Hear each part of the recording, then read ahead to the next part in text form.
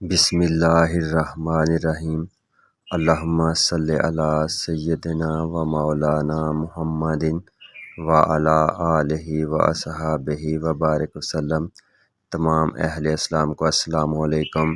میرے عزیزو، آپ سے میری درخواست ہے کہ درود شریف پڑھیں اور پڑھنے کی دعوت دیتے جائیں، کیونکہ یہ ایک عظیم کام ہے جو اللہ تعالیٰ اپنے فرشتوں کے ساتھ مل کر کرتا ہے، اور جو شخص بھی اللہ تعالیٰ کی سنت کو پورا کرے گا، اللہ تعالیٰ خوش ہو کر اس پر دنیا میں بھی اور آخرت میں بھی اپنے انعام و اکرامات سے نوازے گا۔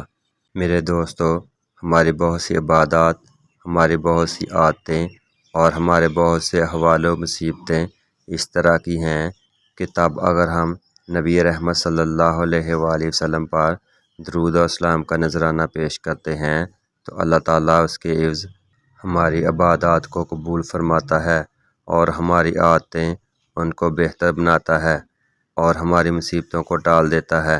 آئیے اب میں آپ کو بتاتا چلوں کہ ہماری کون سی عبادات، کون سی عادات اور کون سے احوال مصیبت ہیں جب درود پاک پڑھنا مستحب اور لازم ہے۔ سب سے پہلے عبادات کی بات کرتے ہیں۔ جب ہم نماز ادا کر رہے ہوں تو نماز میں تشہد کے بعد درود و اسلام پڑھنا مستحب ہے۔ صبح کے وقت اللہ تعالیٰ کو نماز تہجد بہت پسند ہے۔ نماز تہجد کے وقت بھی درود و اسلام پڑھنا مستحب اور لازم ہے۔ جب مؤذن اذان دے لے تو اذان کے بعد آقا کریم صلی اللہ علیہ وآلہ وسلم پر درود شریف پڑھنا لازم ہے۔ دعا عبادت کا مغز ہے اور ہماری دعائیں تب تک آسمانوں پر ہی لٹکی رہتی ہیں جب تک ہم نبی رحمت صلی اللہ علیہ وآلہ وسلم کی بارگاہ میں درود و اسلام کا ہدیہ پیش نہ کر لیں۔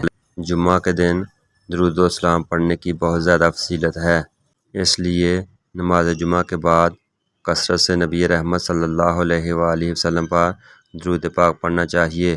خطبہ عیدین، نماز استسقاء، نماز کسوف و خسوف کے خطبے کے بعد بھی نبی رحمت صلی اللہ علیہ وآلہ وسلم پر درود پاک پڑھنا مستحب عمل ہے۔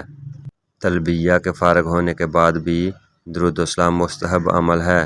جب قرآن پاک ختم کر لیا جائے اس کے بعد درود پاک کا پڑھنا مستحب اور لازم ہے۔ ہر محفل جس میں اللہ اور اس کے رسول صلی اللہ علیہ وآلہ وسلم کا ذکر کیا جائے، درود و اسلام پڑھنا مستحب عمل ہے۔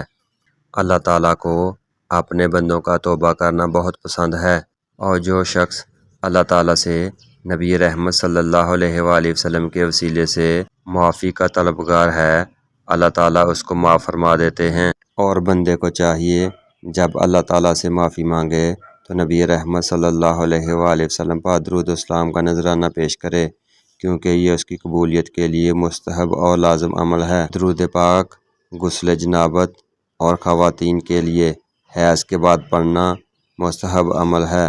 میرے عزیزو، اپنے اوپر درود و اسلام کو لازم کر لیں۔